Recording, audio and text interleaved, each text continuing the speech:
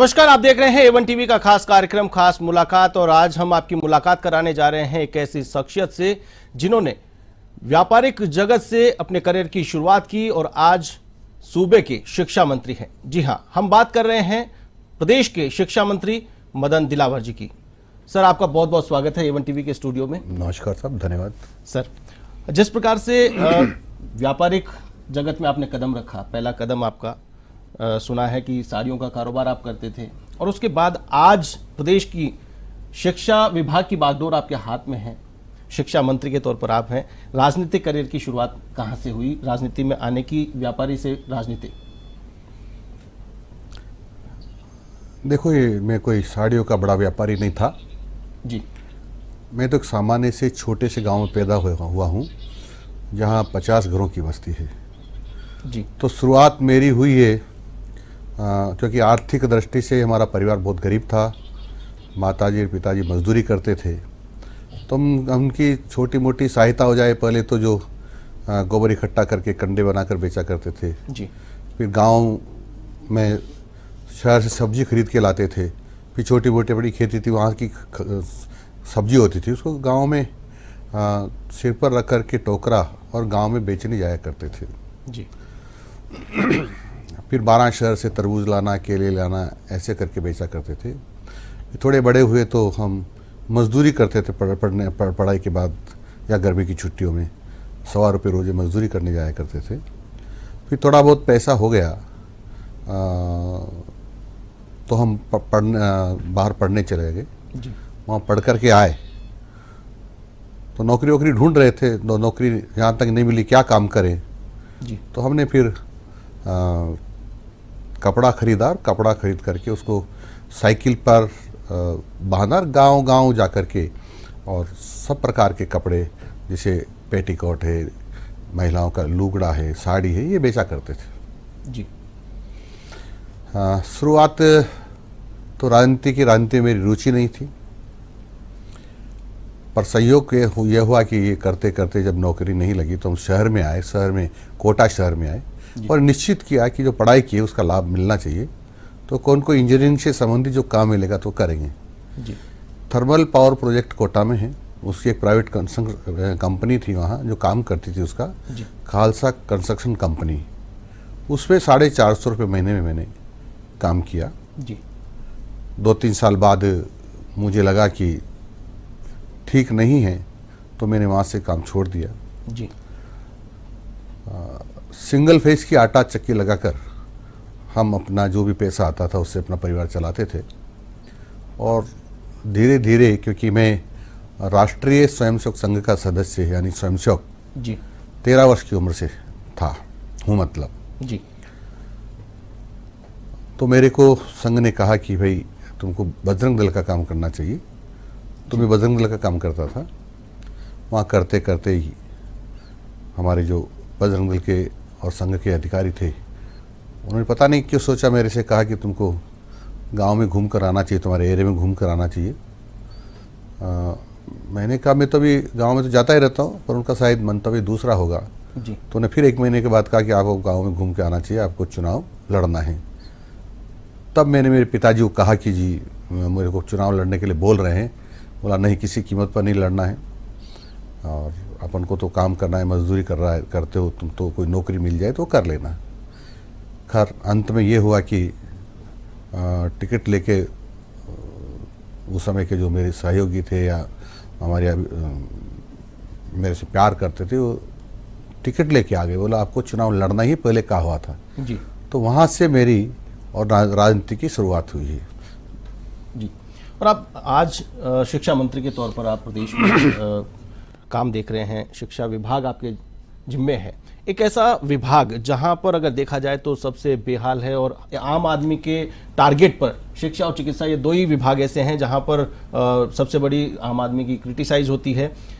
विद्यालय ऐसे हैं जहां पर अगर देखें इंफ्रास्ट्रक्चर, कहीं पर भवन नहीं है, भवन है तो वहां पर व्यवस्थाएं नहीं है, पेड़ के नीचे बच्चे बैठकर पढ़ रहे हैं। तो कैसे इस तंत्र को सुधारा जाएगा, इंफ्रास्ट्रक्चर को कैसे मजबूत किया जाएगा, इस व्यवस्था को कैसे आप अपने टेन्योर में सुधारने वाले हैं? देखो, आप सच कह रहे हैं कि यहाँ कुछ विद्यालयों का भवन नहीं है, कुछ जीर्ण शीर्ण है। कांग्रेस ने वर्षों तक भवन नहीं बनाए और बनाए तो क्वालिटी बहुत हल्की रही, इस कारण से जीर्ण शीर्ण हो गए।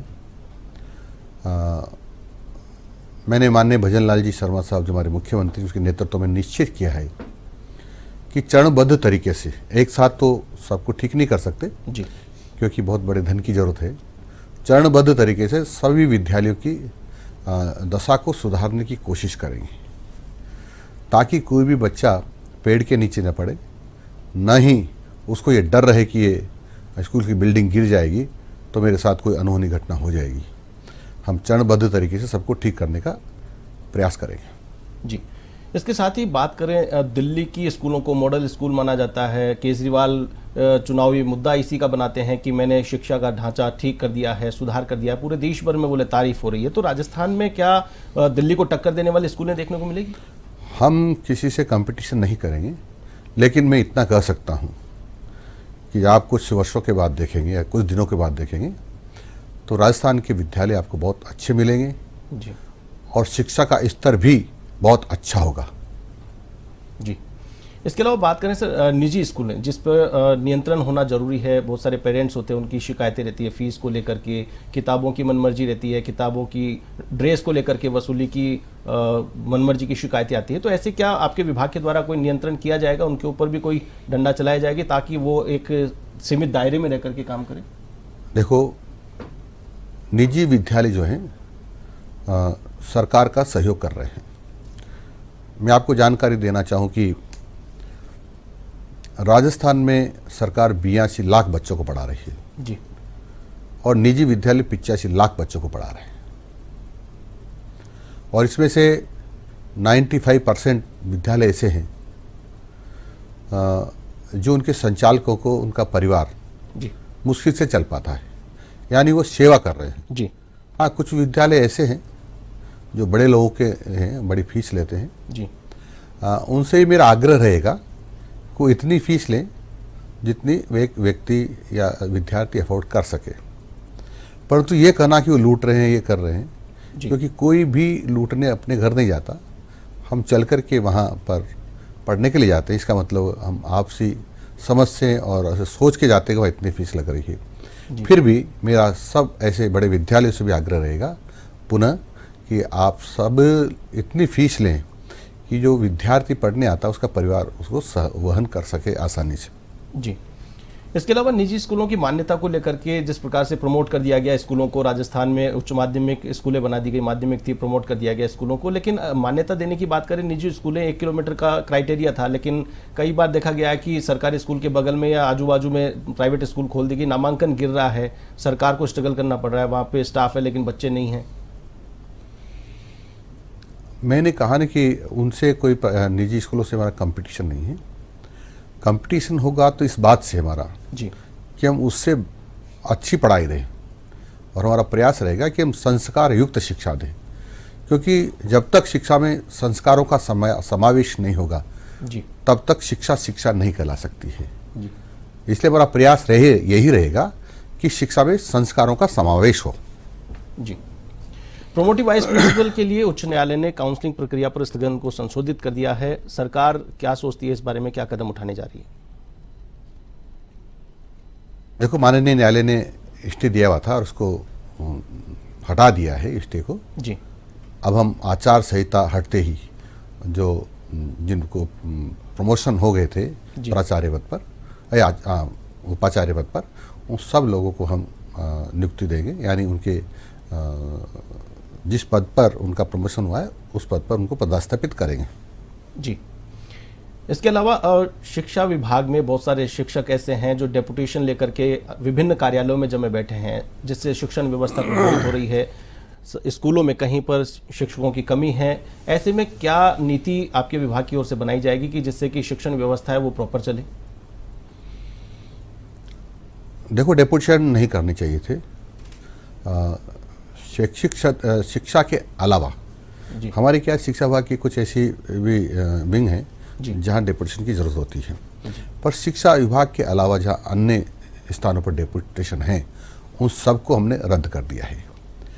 और फिर भी यदि किन्हीं अधिकारियों ने उनको रिलीव नहीं किया होगा तो उन अधिकारियों को हम कारण बताओ नोटिस देंगे कि आखिर में आपने सरकार के आदेशों की पालना क्यों नहीं की है। जी।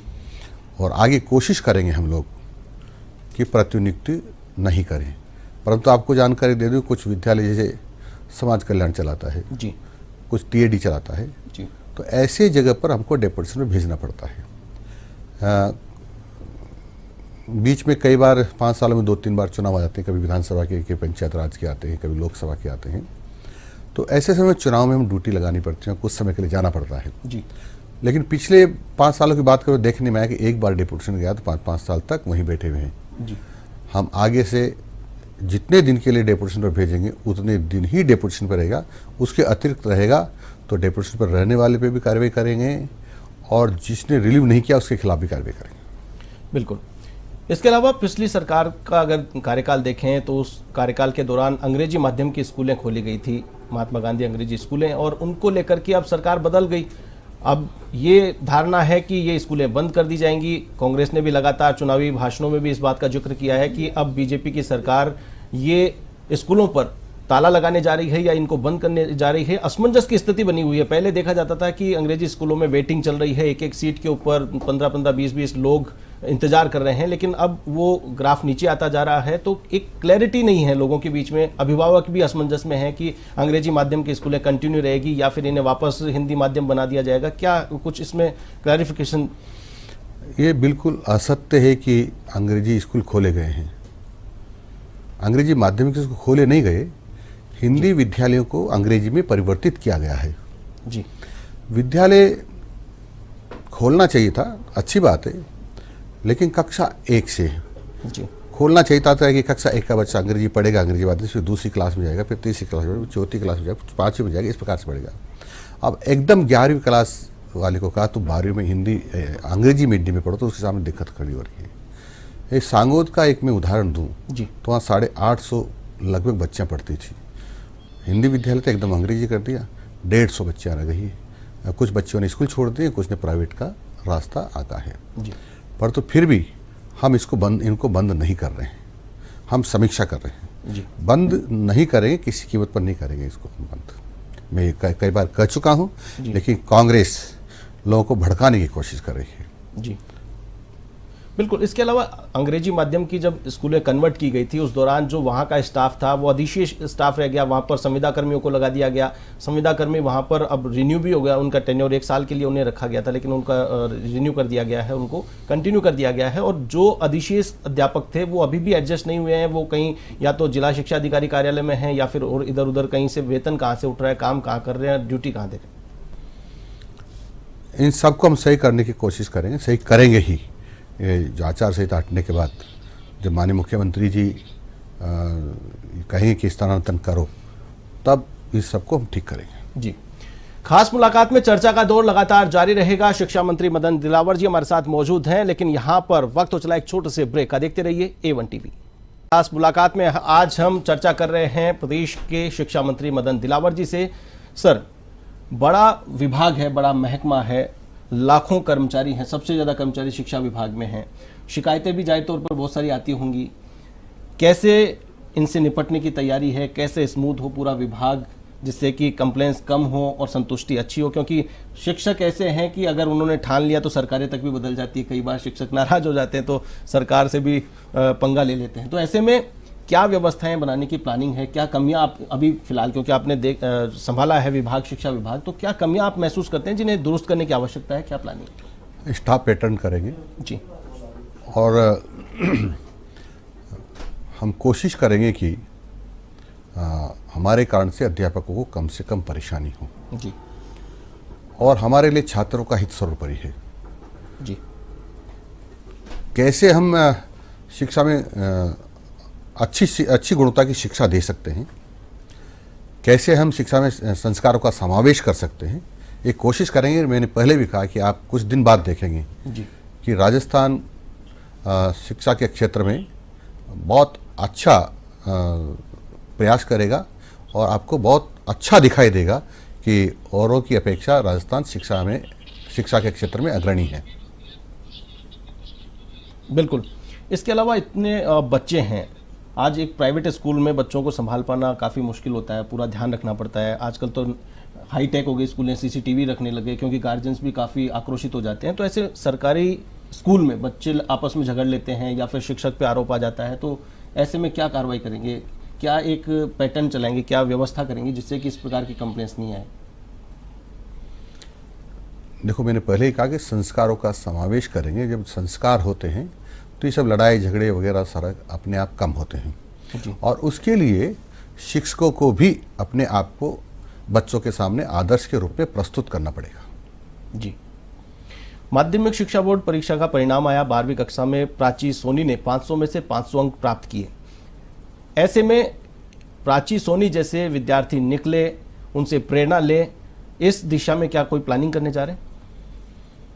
देखो, मेरे जीवन की मेरे लिए पहली सदघटना है ये जी। कि किसी छात्र ने, वो तो छात्रा है लेकिन किसी छात्र छात्रा ने 500 में से 500 अंक प्राप्त किए हैं। कुछ विषय में 100 में से 100 हो सकते हैं, लेकिन टोटल विषय में 100 में से 100 अंक होना मेरे लिए पहली बार मैंने देखा है, सुना है। और ऐसी बहन का मैंने जाकर के स्वागत किया है, ये मेरे लिए पहली घटना है। जी। 2 हमारे छात्र छात्राएं ऐसी हैं जिन्होंने 499 अंक प्राप्त किए हैं 500 में से। ये भी बहुत बड़ी बात है। मैं ऐसी बहन का सम्मान करने के लिए खुद उनके घर गांव पहुंचा हूं। जी। और मैंने ये कहा कि शिक्षा विभाग की तरफ से जो भी खर्चा होगा आपका कोचिंग करने का, जी। वो शिक्षा विभाग वहन करेगा। जी। तृतीय श्रेणी शिक्षक हैं, 8 साल से ट्रांसफर का इंतजार कर रहे हैं। उनकी भी उम्मीद है कि आप शिक्षा मंत्री बने हैं तो उनको उनकी जो इच्छा है वो पूरी हो और उनका स्थानांतरण कर सके। तो क्या तृतीय श्रेणी शिक्षकों के ट्रांसफर को लेकर के पॉलिसी बना रहे हैं या फिर अब बैन खोल करके ट्रांसफर करने की प्लानिंग है? देखो, जो तृतीय श्रेणी के अध्यापक हैं उन सबको पता है कि जिले के बाहर उनके ट्रांसफ़र नहीं होते हैं। जो सेकंड ग्रेड के टीचर्स हैं उनको सबको पता है कि संभाग के बाहर ट्रांसफ़र नहीं होते हैं। यदि किसी मजबूरी वश करने पड़ते हैं तो उनकी सीनियरिटी रद्द हो जाती है। फिर भी मैं जानता हूं कि बहुत सारी परेशानियां उनके सामने, तो ये सारा विषय माननीय मुख्यमंत्री जी के सामने रखेंगे, मंत्रिमंडल के सामने रखेंगे और जैसा निर्णय होगा वैसा करेंगे। बिल्कुल। स्किल डेवलपमेंट की बातें मोदी जी भी करते हैं और आप भी, जैसे कहा जाता है स्कूलों में सर्वांगीण विकास बच्चों का होता है, तो सर्वांगीण विकास हो, क्या स्किल डेवलपमेंट की जब रोजगार के लिए आवश्यकता होती है तभी उसको स्किल को डेवलप करने की बात की जाती है? क्या स्कूलों से ही स्किल डेवलपमेंट की कोई तैयारी है? देखो, राष्ट्रीय शिक्षा नीति आ गई है जी। 2020 से देश में लागू हो गई है। दुर्भाग्य हमारा कि राजस्थान में इससे पूर्व कांग्रेस की सरकार थी जी। और उसने उसको लागू नहीं किया। जी। अब हम चरणबद्ध तरीके से राष्ट्रीय शिक्षा नीति को लागू करेंगे। उसमें सब प्रावधान है कि पढ़ाई के साथ साथ रोजगार का प्रशिक्षण भी दिया जाएगा। जब 12वीं पास करके विद्यार्थी निकलेगा और वो किसी कारण से आगे नहीं पढ़ना चाहता तो अपना रोजगार स्वयं करने की स्थिति में होगा। बिल्कुल। राष्ट्रीय शिक्षा नीति लागू हो गई लेकिन पिछली सरकार लगातार विरोध करती रही, तो क्या लगता है क्या राजस्थान शिक्षा के क्षेत्र में पिछड़ गया, डिले कर दिया गया? अब अग्रणी होता, कहीं आगे होता, अगर समय रहते इसको लागू कर लिया गया होता? ये सच कह रहे हैं आप कि राष्ट्रीय शिक्षा नीति समय पर लागू नहीं करने से हम और प्रदेशों से पिछड़ गए हैं। अब हम कोशिश करेंगे कि जो उसमें प्रावधान है उसके अनुसार चरणबद्ध तरीके से राष्ट्रीय शिक्षा नीति को लागू करेंगे। जी। इसके अलावा आप पर्यावरण प्रेमी हैं, कई बार देखा गया है कि बहुत ही उत्साह के साथ, अमूमन देखा जाता है मंत्री होते केवल हाथ लगा देते हैं और दूर से फोटो खिंचा के रवाना हो जाते हैं, लेकिन आपको देखा गया कि बिल्कुल आत्मीयता के साथ आपने इच्छा शक्ति के साथ में पौधारोपण किया और संदेश देने का प्रयास किया। तो क्या स्कूलों से पर्यावरण को जोड़ करके इनोवेशन करना चाह रहे हैं? देखो, आप सब देख रहे हैं कि कितनी गर्मी पड़ रही है जी। और राजस्थान में तो ऐसे समाचार भी आ रहे हैं मीडिया के माध्यम से जी। कि कुछ लोगों की मौत भी हो गई है। इसका कारण ये है कि हमारे यहाँ पेड़ों को कटाई होती है और पेड़ों को लगाया उस अनुपात में कम जाता है। जी। इसके कारण से टेम्परेचर लगातार बढ़ रहा है और यदि अधिक पेड़ होते तो शायद जो ये गर्मी है उसकी तपन कम हो सकती थी, परंतु वह नहीं हो पा रहा है। जी। हम ये कोशिश करेंगे कि अधिक से अधिक पेड़ लगाएं ताकि गर्मी कम हो, लोग समय से पूर्व जिनकी मौत ना हो। जी ये प्रयास हमारा रहेगा। और इसके लिए हमने एक योजना बनाई है। जी वह हमारी योजना है एक पेड़ देश के नाम। जी एक पेड़ देश के नाम अमृत महोत्सव, अमृत पर्यावरण महोत्सव के नाम से इस कार्यक्रम को हम अंजाम देंगे और पूरे राजस्थान के लोग इसकी अगुवाई करेंगे।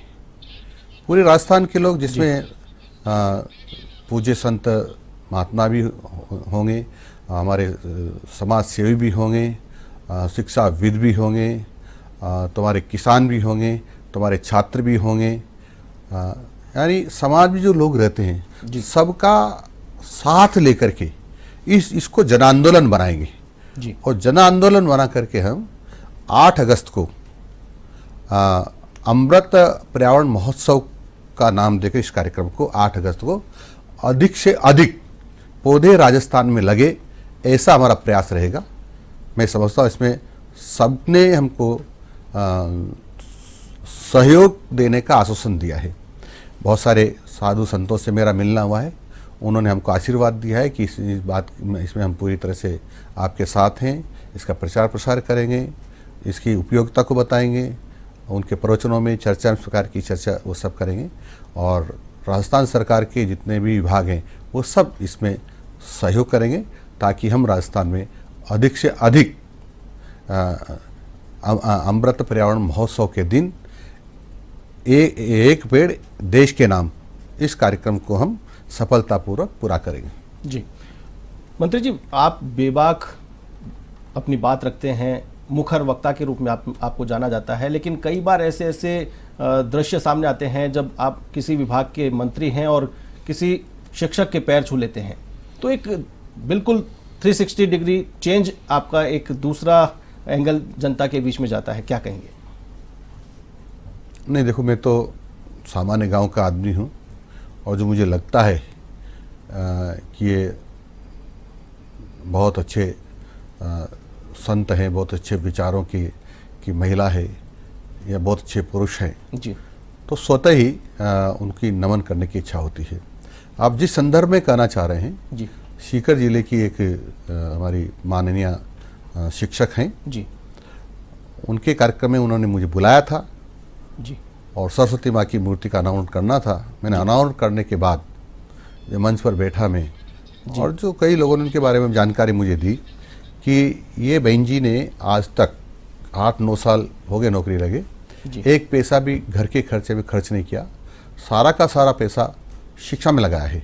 कहीं कमरा बनाने में लगाया है, कहीं इसको जीर्णोद्धार करने में लगाया है, बच्चों की ड्रेस बनाने में लगाया है, बच्चों की किताबें बनाने में लगाया है। तो लगा कि वास्तव में सच में तो सरस्वती माँ यही हैं। बिल्कुल। इसलिए स्वतः ही दिल से मन से इच्छा हुई कि मैं इनको प्रणाम करूं और वो प्रणाम मैंने किया था ताकि औरों को भी मिसाल मिले और भी। बिल्कुल बिल्कुल बिल्कुल बिल्कुल। चर्चा का दौर लगातार जारी रहेगा। खास मुलाकात में शिक्षा मंत्री मदन दिलावर जी से चर्चा करेंगे, लेकिन यहां पर वक्त तो चला एक और छोटे से ब्रेक का, देखते रहिए। खास मुलाकात में चर्चा कर रहे हैं प्रदेश के शिक्षा मंत्री मदन दिलावर जी से। सर, पेपर लीक एक बड़ा मुद्दा रहा, पिछले चुनाव की बात करें या फिर विधानसभा चुनाव की बात करें, बीजेपी ने लगातार उस वक्त की सत्ता में कांग्रेस रही, उसको घेरा, पेपर लीक को लेकर के बड़ा मुद्दा बनाया गया, बेरोजगारों के साथ खिलवाड़ किया गया है, युवाओं के साथ छलावा किया गया है। आपके सरकार में भी बहुत सारी कार्रवाइयां देखी गई हैं। पेपर लीक बड़ी चुनौती है और ये हर साल जब भी परीक्षा होगी तो इस अग्नि परीक्षा से आपको भी गुजरना है। क्या विशेष तैयारियां की जा रही है जिससे कि पेपर लीक पर रोक लगाई जा सके, पेपर लीक ना हो? क्या लूप होल्स थे पिछली सरकार ने जिसके चलते, क्योंकि आपने टारगेट पे लिया तो इसका मतलब कहीं ना कहीं सरकार भी जिम्मेदार थी जिसके चलते कि पेपर लीक हुआ? ये कहना बिल्कुल गलत है कि पेपर लीक हुए हैं। पेपर तो इस सरकार के कारिंदों के द्वारा ही जानबूझ करके स्ट्रांग रूम से निकाल करके बेचे गए हैं। क्योंकि आपको पता होगा राजीव गांधी स्टडी सर्कल जो है उसके कार्यकर्ताओं को पेपर की रखवाली दे दी स्ट्रांग रूम की, और उनको चाबी भी दे दी। और वो चाबी देने के कारण से वो लोग ताला खोल करके निकाल के ले जाते रहे। यानी उस तत्कालीन मुख्यमंत्री अशोक जी गहलोत साहब और तत्कालीन शिक्षा मंत्री गोविंद सिंह डोटासरा जी ने ये षड्यंत्र रचा जी। और मेरी जानकारी में जितना है उसमें करोड़ों रुपए इन्होंने खूब कमाए हैं, खूब लूटे हैं जी। इसलिए इनके कई पार्टी के कार्यकर्ता पकड़े गए हैं, कई तो जो जिन्होंने दर्जा दे रखा था मंत्री पद का वो भी पकड़े गए हैं और अभी और भी पकड़े जाएंगे। और मैं ये कहूँ तो अतिशयोक्ति नहीं होगी कि स्वयं अशोक जी गहलोत साहब और गोविंद सिंह जी डोटासरा साहब कब जेल चले जाएं। मुझे लगता है कि बहुत शीघ्र ही जेल जाने वाले हैं, क्योंकि जो जांच एजेंसियां हैं उनकी सुई अब इनकी तरफ घूम रही है। बिल्कुल। इसके अलावा पेपर लीक बड़ी चुनौती तो है ही, साथ में पैटर्न जो है, अभी रीट की परीक्षा लेना, भर्ती परीक्षा लागू करना, कई प्रदेशाध्यक्षों से हमारी बातचीत हुई कि पहले का जो पैटर्न था कि एवरेज लेकर के और एवरेज के आधार पर, मेरिट के आधार पे उनको नौकरी दी जाए, जिससे कि पेपर लीक से भी छुटकारा मिल जाएगा और जो बच्चा टॉप कर रहा है, कॉलेज में है, हायर सेकेंडरी में टॉप कर रहा है, वो व्यक्ति अगर कंपटीशन एग्जाम फाइट नहीं कर रहा, केवल एक परीक्षा फाइट नहीं कर पा रहा है तो वो रह जाता है। और जो नॉन क्वालिफाइड है वो अगर वहाँ पे फाइट कर लेता है, जैसे तुकड़मबाजी करके, डमी कैंडिडेट करके, कैसे भी एक परीक्षा से अगर वो निकल गया तो वो नौकरी पे चला जाता है। तो क्या इस संदर्भ में भी सोच रहे हैं आप? नहीं, अभी इस संदर्भ में हमने सोचा नहीं है, परंतु कोई इस प्रकार का प्रस्ताव आएगा तो उसको हम लीगली दिखाएंगे, लीगल से इसकी राय लेंगे, हमारा मंत्रिमंडल उस पर निर्णय करेगा, तब जाकर के उस पर विचार करेंगे। बिल्कुल। प्रदेश में सबसे बड़ी अगर बेरोजगारों की खपत अगर किसी डिपार्टमेंट में होती है तो वह है शिक्षा विभाग, और बेरोजगारों की बड़ी उम्मीद है, बीएड करके बहुत सारे लोग आज लाखों बेरोजगार हैं जिनकी टकटकी लगा करके निगाहें हैं कि उनकी नौकरी लगे। तो आपका डिपार्टमेंट आपके कार्यकाल में, भाजपा सरकार के कार्यकाल में, कितने युवाओं को शिक्षा विभाग में नौकरी देने की मंशा रखता है? क्योंकि देखो, शिक्षा विभाग का जो ये मामला है ये फाइनेंस से भी जुड़ा हुआ है और ये माननीय मुख्यमंत्री से भी जुड़ा हुआ है। जैसा माननीय मुख्यमंत्री जी निर्णय करेंगे उस हिसाब से हम शिक्षकों की भर्ती करेंगे और हमारा प्रयास रहेगा कि हम अधिकाधिक शिक्षकों की भर्ती करें। जी। इसके अलावा जो तबादला नीति है उसको लेकर के भी काफ़ी विरोधाभास देखे गए। तबादला नीति को लेकर के इंतजार किया जा रहा है, क्या तबादला नीति कब तक लागू हो जाएगी, क्या तैयारी है? अभी क्योंकि जब तबादला नीति का प्रारूप फाइनल हो जाएगा और उस पर निर्णय हो जाएगा फाइनल, और कब से लागू करना है ये माननीय मुख्यमंत्री स्वयं उस पर निर्णय करेंगे और जैसा माननीय मुख्यमंत्री जी का आदेश होगा उस हिसाब से करेंगे। बिल्कुल। अमूमन देखा जाता है सरकारें बदल जाती हैं तो योजनाओं के नाम बदल दिए जाते हैं और ढर्रा वो का वो रहता है, कोई विशेष चेंजेस नहीं देखे जाते हैं। तो क्या अब शिक्षा मंत्री के रूप में मदन दिलावर जी बैठे हैं, जो कि जमीन से जुड़े हुए हैं, जमीनी हकीकत को जानते हैं, गाँव से रूबरू हैं, गाँव के स्कूलों के हालात को जानते हैं, वहाँ के स्ट्रगल को जानते हैं, वहाँ की समस्याओं को जानते हैं। बहुत सारे स्कूलों में पानी की व्यवस्था नहीं है, कहीं बिजली की व्यवस्था नहीं है, डिजिटल की बात की जाती है। ऐसे में क्या नवाचार देखने को मिलेंगे जिससे कि एक रोल मॉडल के रूप में राजस्थान का शिक्षा विभाग, राजस्थान की स्कूलें देखने को मिले? देखो, कांग्रेस राज में कुछ विद्यालय खुले, मुझे बहुत ही शर्म भी आ रही है और दुख भी हो रहा है कि इन कुछ विद्यालयों का नाम इस प्रकार से रखा गया। चमारों का मोहल्ला विद्यालय, हरिजनों का मोहल्ला विद्यालय का नाम। मैं समझता हूँ ये शब्द लिखना भी ऐसे समाज के लिए अपमानजनक है। और ऐसे जो नाम थे स्कूलों के, लगभग मेरी जानकारी में आया वो सब बदल दिए, और कोई बचे होंगे मेरी जानकारी में नहीं होगी तो उनके नाम भी बदल दूंगा। जी। इसके अलावा आपके बयान जो आते हैं वो चौंका देते हैं, सारे कर्मचारी एक बार तो सख्ते में आ जाते हैं। जैसे आपका बयान आया नमाज को लेकर के आया, पूजा पाठ को लेकर के आया कि बीच में स्कूल से जाएंगे तो कार्रवाई होगी। इसके अलावा मोबाइल को लेकर के भी आपने एक बात कही कि अब शैक्षणिक कार्य में लगे हुए जो लोग हैं उन्हें मोबाइल इस्तेमाल करने की छूट नहीं होगी, उस पर भी बैन लगाने की तैयारी है। देखो, मैंने ये कहा है कि बालाजी, भेरू जी नमाज पढ़ने के नाम पर कुछ लोग स्कूल छोड़ जाते हैं, पढ़ाते नहीं हैं और इसके नाम पर घूमते रहते हैं। तो मैं समझता हूँ इससे विद्यार्थियों का नुकसान होता है और जो शिक्षा हम बच्चों को देना चाहते हैं बच्चों को शिक्षा मिल नहीं पाती है। इसलिए ये तो पहले से ही था, अभी से कि नया कोई निर्णय नहीं है, लेकिन हम उसकी पालना करवा रहे हैं। किस प्रकार से कोई भी विद्यालय समय में इन कामों के लिए बाहर न जाए। बिल्कुल, लेकिन जो शिक्षक हैं उनका कहना ये है कि उन्हें बहुत सारे गैर शैक्षणिक कार्यों में भी लगाया जाता है, सरकार के कई ऐप हैं उनको भी यूज़ करना होता है, तो ऐसे में कैसे मुमकिन होगा? देखो जो आपने मोबाइल की बात कही है जी, हमने कभी नहीं कहा कि मोबाइल स्कूल में ले जाएं। हमने कहा कि मोबाइल क्लास में नहीं ले जाएं, और मोबाइल को प्रधान जो हमारे संस्था प्रधान है जी, उसके पास रख दें, उसकी रेक में रख दें, जी, और हमारे जो प्रधानाचार्य होंगे या संस्था प्रधान होंगे उनका मोबाइल खुला रहेगा। जी, जब भी कोई विशेष बात होगी, सूचना देनी होगी, तो सूचना संस्था प्रधान के पास आएगी और संस्था प्रधान शिक्षक को सूचना कर देगा। जहाँ तक इन्होंने कहा कि हमको इतनी सूचनाएं देनी पड़ती है, वो गलत बात है। मैंने सभी अधिकारियों को जो हमारे निदेशालय में बैठते हैं उन सबको कह दिया है कि जो हमारे पास साला दर्पण पर जो सूचनाएं उपलब्ध है वो नीचे नहीं मांगेंगे, और नीचे नहीं मांगेंगे तो उनको जो ये कह रहे हैं कि बार बार हमको सूचनाएं देनी पड़ती है, बंद हो जाएगी, इसलिए उसकी ज़्यादा ज़रूरत नहीं रहेगी अब। जी।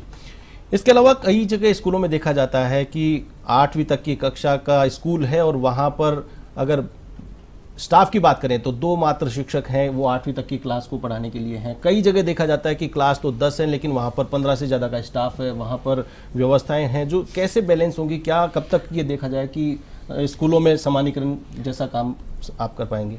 देखो, कांग्रेस के उस समय के मंत्री और कांग्रेस की सरकार ने छात्रों के हित को सर्वोपरि नहीं माना, अपने निजी स्वार्थों के लिए धन कमाने के लिए इस प्रकार की व्यवस्थाएं की।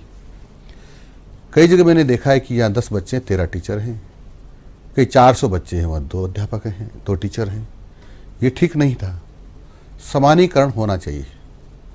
अब हम ये निश्चय किया हमने कि जितने % टीचर हैं हमारे पास, यानी अभी मैं बात करूँ तो 75% टीचर है, जितनी टीचर्स की आवश्यकता है उसका 75% है, तो 25% कम है। तो 25% टीचर हम सब जगह पर खाली रखेंगे, तब समान रूप से हम सबको शिक्षक दे पाएंगे। अब मैं बात करूं तो हज़ारों की संख्या में यहाँ जयपुर में डेप्यूटी सेंटर बैठे हुए थे, जिनका